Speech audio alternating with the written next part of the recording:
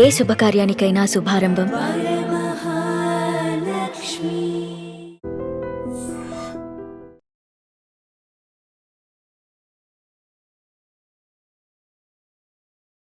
Welcome to IT news. This is Pavan. So ప్రస్తుతం Immadi Ravi iBomma founder ఎవరైతే ఉన్నారో మీ అందరికీ తెలిసిందే, అరెస్ట్ అయ్యాడు. చెంచల్గూడ జైల్లో అయితే 14 days రిమైండ్ లో ఉంచడం జరిగింది.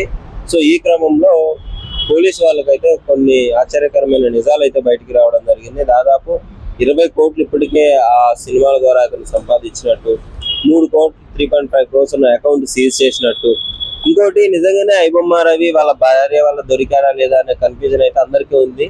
ఎందుకంటే సోషల్ మీడియాలో విపరీతంగా వాళ్ళ భార్య వాళ్ళే దొరికాయని చెప్పేసి ట్రోల్స్ కూడా చేయడం జరుగుతుంది.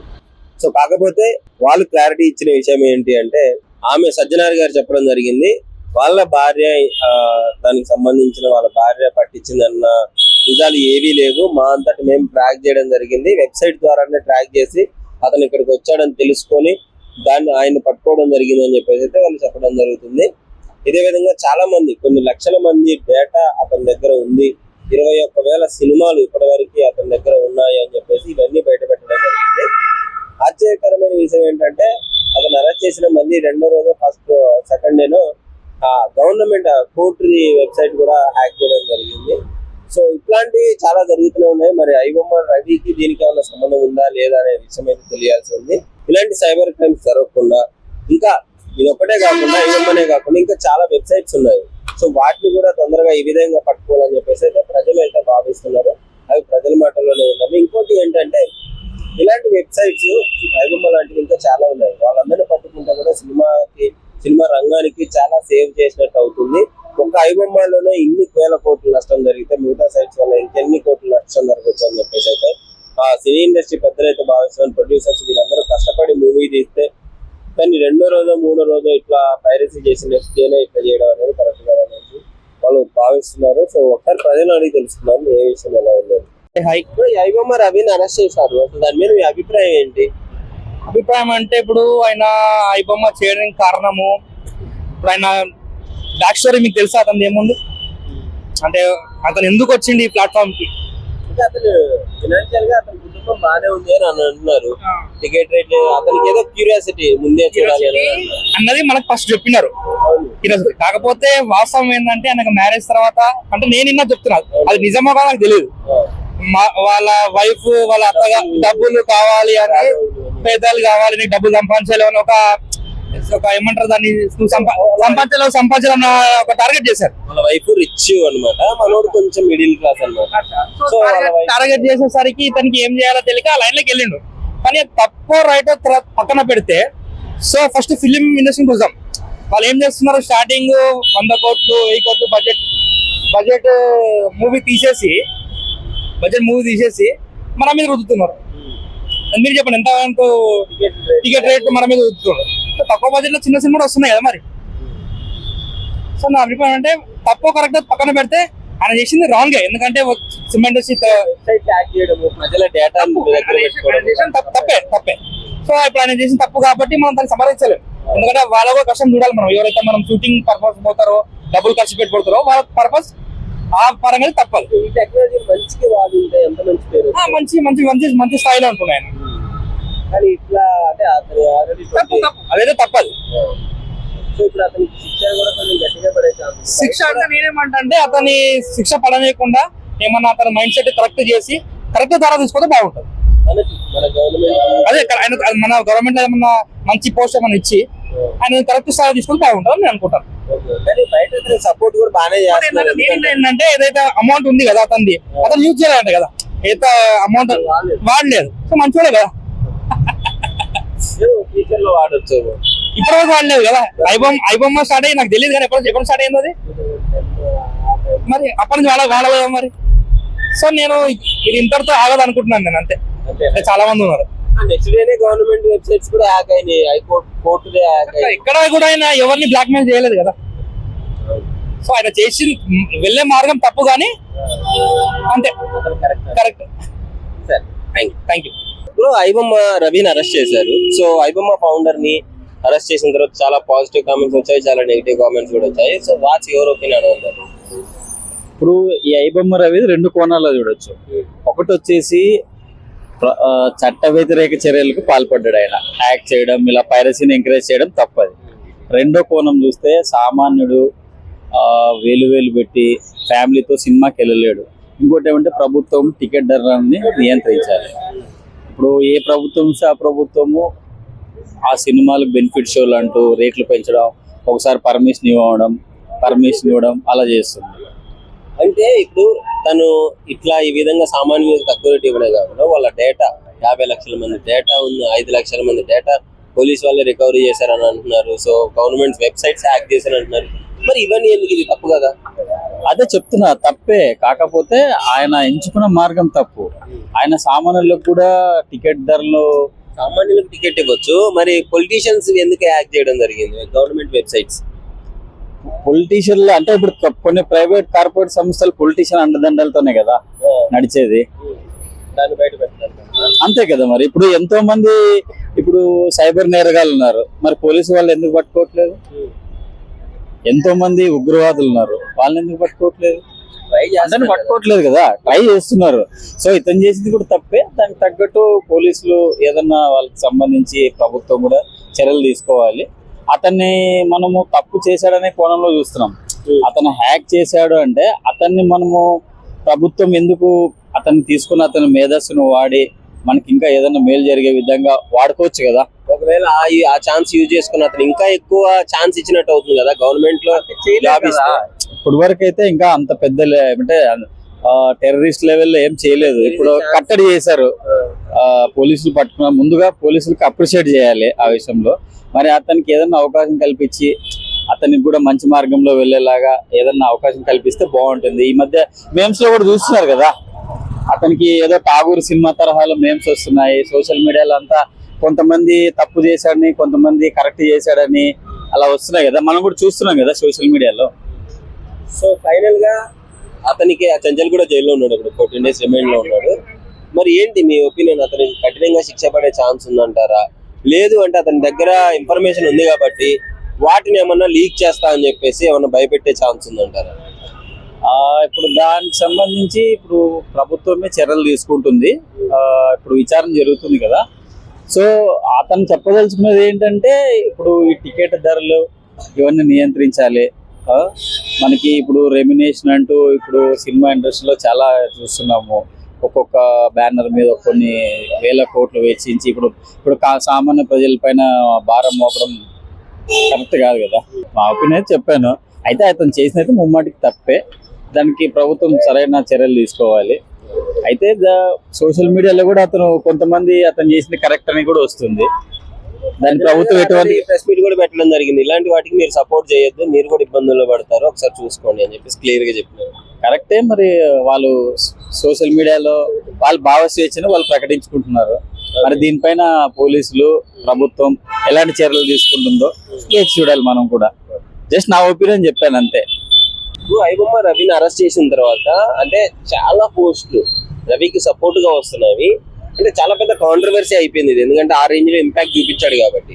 సో మీరేమనుకున్నారు దాని గురించి? కరెక్ట్, అతను చేసింది అయితే తప్పే. అంటే బట్ అట్లా చేయకూడదు, అంటే ఇల్లీగల్ చేసింది. బట్ ఏంటంటే చాలా మంది కొంచెం మిడిల్ క్లాస్ వాళ్ళకు వాళ్ళకి కొంచెం బెనిఫిట్ అయింది అన్నమాట మామూలుగా మూవీ చూసే వాళ్ళకు. ఎందుకంటే మూవీ టికెట్స్ అనేది చాలా ఎక్కువ అయిపోయినాయి.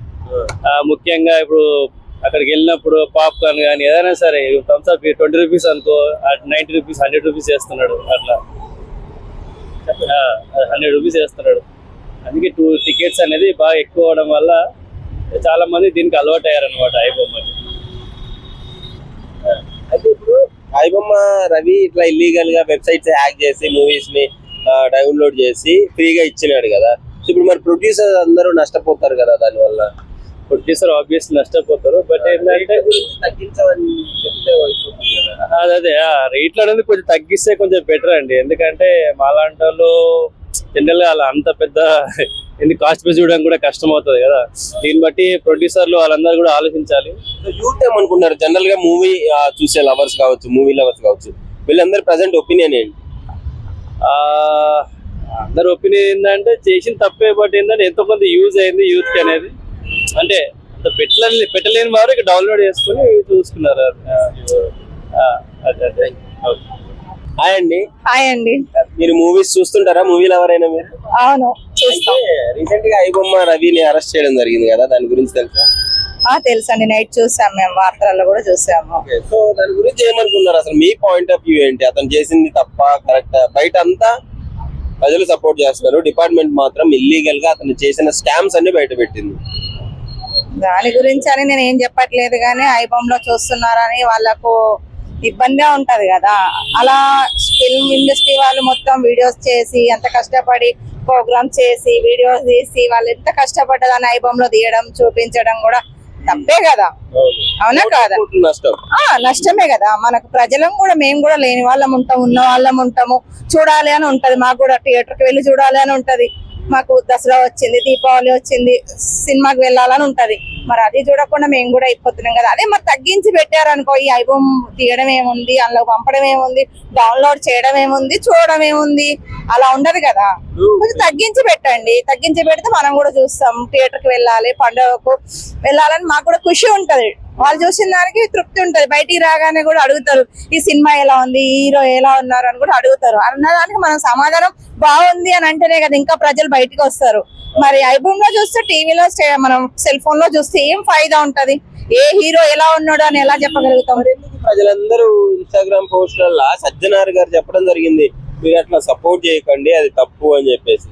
ఇక మరి దానికంటే నేను చెప్పలేనండి. ఎవరి గురించి మనం ఎలా చెప్తామో చెప్పలేను. నేను దాని గురించి తప్పు చేశాడు సారీ అండి, నేనైతే దాని గురించి ఏం చెప్పలేను. సో అంటే ఇప్పుడు మీరు అతను చేసిన దానికి మీరు రైట్ అంటారా, రాంగ్ అంటారా? మీ పర్ఫెక్ట్ ఒపీనియన్. నా మట్టుకైతే రాంగేనండి, రాంగే అంటానండి. ఓకే, మరి అలాంటి వెబ్సైట్స్ ఇంకా చాలా ఉన్నాయి. సో మూవీకి నష్టమే కదా ఇలాంటివన్నీ. వీటి మీద యాక్షన్ తీసుకుంటే బాగుంటుంది అంటారు, లేదంటారు? తీసుకోవాలండి, తీసుకుంటేనే బాగుంటది. అవును, తీసుకోవాలండి. వాళ్ళు ఎంత కష్టపడి చేస్తారు, చేసిన దానికి వీళ్ళు ఇలా చేయడం మాత్రం పొరపాటు మాత్రం చేయకూడదు. ఇండస్ట్రీ నుంచి రేట్లు తగ్గాలి, అంతేనండి. చాలా రేట్స్ ఎక్కువ ఉన్నాయండి, మరి అంత రేట్స్ కూడా ఉండకూడదు. ఓకేనా? Thank you. ఐబొమ్మ రవిని అరెస్ట్ చేశారు కదా, సో అరెస్ట్ చేసిన తర్వాత చాలా స్కామ్స్ బయటపడుతున్నాయి. లాక్స్ 3.5 crores సీజ్ చేశారు అకౌంట్ నుంచి అని అంటున్నారు. సో ఏమంటారు దాని గురించి? మీ ఒపీనియన్ ఏంటి? లైక్ ఒక రకంగా చూసుకుంటే లైక్ 2 types ఆఫ్ ఒపీనియన్స్ ఉంటాయి అన్నమాట నార్మల్ గా. అంటే లైక్ మిడిల్ క్లాస్ మెంబర్స్ కి కొంచెం హెల్ప్ఫుల్ అయింది. నార్మల్ గా అట్లా యూజ్ చేయడం కూడా తప్పు. డేటా మన ప్రైవసీ డేటా అంతా మొత్తం వాళ్ళ దగ్గర ఉంటుంది కాబట్టి ఆ రకంగా చూసుకుంటే రాంగ్ అనమాట. అదే టెక్నాలజీ వేరే దగ్గర యూజ్ చేసి ఇంకో బెటర్ ఉంటుంది అని నా ఒపీనియన్. మనకి యూజ్ అయ్యే విధంగా, మనకు యూజ్ అయ్యే విధానంగా సంథింగ్ లైక్ వేరే పార్ట్స్ లో యూజ్ చేస్తే దానికి కూడా బెటర్ ఉంటుంది అని చెప్పి నా ఒపీనియన్. ఈ మూవీస్ లో ఇట్లాంటి వాటిలో కాకుండా వేరే దాంట్లో యూజ్ చేస్తే బెటర్ అనిపిస్తుంది. పెద్ద కష్టం కాదు. ప్లస్ ఇంకోటి వేరే లైక్ డేటా వేరే వాళ్ళు తీసుకోవడం ఎట్లా అంటే కొన్ని ఆర్మీ సిచ్యువేషన్స్ లో లేకపోతే కొన్ని ఏదైనా హ్యాక్ చేయడంలో అది మన కంట్రీకి యూజ్ అవుతుంది అని చెప్తే అది తీసుకోవడం బెటర్ అనిపిస్తుంది నా ఒపీనియన్. ఇట్లాంటి చేసిన వాటిలో కాకుండా నాకున్న టాలెంట్ వేరే దాంట్లో యూజ్ చేసినట్టు బెటర్ అంటే మనకు మంచిగా ఉంటుంది అని చెప్పి నా ఒపీనియన్. ఐబొమ్మ రవిని అరెస్ట్ చేయగానే next day high court server hack చేయడం జరిగింది. సో కోర్టు సర్వర్ కూడా హ్యాక్ చేశారు. దీనికి ఐబొమ్మకి ఏమైనా లింక్ ఉందనుకుంటారా, సపరేట్ అనుకుంటారా? అట్లా కదా. నేను నార్మల్ నేను యూస్ ఏంటంటే నార్మల్ గా ఆయన భయపెట్టిండు అని చెప్పి నా ప్రైవసీ డేటా హ్యాక్ చేస్తారు అని చెప్పి. ఒకవేళ అది అయి ఉంటే అట్లా భయపెట్టడం కూడా రాంగ్. అట్లా లైక్ ఆయన మన మంచి కోసం వేసినప్పుడు కూడా అది వేరే విషయం, కానీ ఆయన అట్లా భయపెట్టడం లేక బ్లాక్ మెయిల్ చేయడం రాంగ్ అని చెప్పి నా ఒపీనియన్. అట్లా ఇట్లా ఎందుకు అని మరి ప్రజలందరూ ఇన్స్టాగ్రామ్ లల్లా, ఫేస్బుక్ లల్లా, యూట్యూబ్ లో ఐబొమ్మ రవికి సపోర్ట్ చేస్తున్నారు. ఇది ఇల్లీగల్ అని తెలిసినా గానీ అంటే సపోర్ట్ చేస్తారు, వాళ్ళ మంచి కోసం చేసింది కదా ఆయన. సో అట్లా అని దానిలో సపోర్ట్ చేస్తారు. కానీ ఆయన చేసిన విషయం ఒక రకంగా చూసుకుంటే బెటర్ ఉంది, ఇంకో రకంగా చూసుకుంటే ఆయన అట్లా చేయడం అనేది తప్పు. ఆయనకు ఉన్న నాలెడ్జ్ టాలెంట్ అనేది దాంట్లో చూసుకుంటే బెటర్. ఇంకొంతమంది ఏమన్నారంటే ఐబొమ్మ రవిని మనం మంచిగా మార్చుకొని మన వెబ్సైట్స్ కి, మన గవర్నమెంట్ వెబ్సైట్స్ ఏదో ఒక జాబ్ ఇస్తే అందులో మనకు పర్ఫెక్ట్ గా ఉంటుంది అని కొంతమంది అంటున్నారు. ఓకే, అదే అంటున్నారు. ఫర్ ఎగ్జాంపుల్ ఇప్పుడు హ్యాకింగ్ టాలెంట్ అనేది చాలా సెక్టార్స్ లో యూజ్ అవుతుంది అనమాట. లైక్ ఫర్ ఎగ్జాంపుల్ ఇప్పుడు వేరే కంట్రీస్ సీక్రెట్స్ అనేది హ్యాక్ చేయొచ్చు. అది అక్కడ మనం యూజ్ చేసుకుంటే కొంచెం బెటర్ ఉంటుంది కదా, వాళ్ళ సీక్రెట్స్ తెలుస్తాయి, అది యూజ్ చేసుకుని మనం వాళ్ళని అటాక్ చేయొచ్చు. సో అట్లా యూజ్ చేసుకుంటే బెటర్ అనేది నా opinion. And for more videos, Please subscribe to iDream. Please subscribe to iDream. Please subscribe iDream. And please subscribe to iDream. For more videos, subscribe to iDream. please like, share and subscribe to the channel. Congratulations, iDream. Subscribe to iDream. Subscribe to iDream. So subscribe to iDream Media. iDream ki iDream team andarki huge congratulations. Please subscribe iDream Media. Please subscribe to iDream. Subscribe iDream. Please subscribe to iDream. iDream అంటే నా కళల channel subscribe చేసుకున్న నోరు తిరుగుతలేదు, మీరైతే గంట గుర్తు కొట్టండి. For more such videos, please subscribe to iDream. Subscribe to iDream. Please subscribe to iDream. Please subscribe iDream Media. Please do subscribe to iDream. Please subscribe to iDream Media. For best entertainment and information, please subscribe iDream. And don't forget to subscribe to iDream.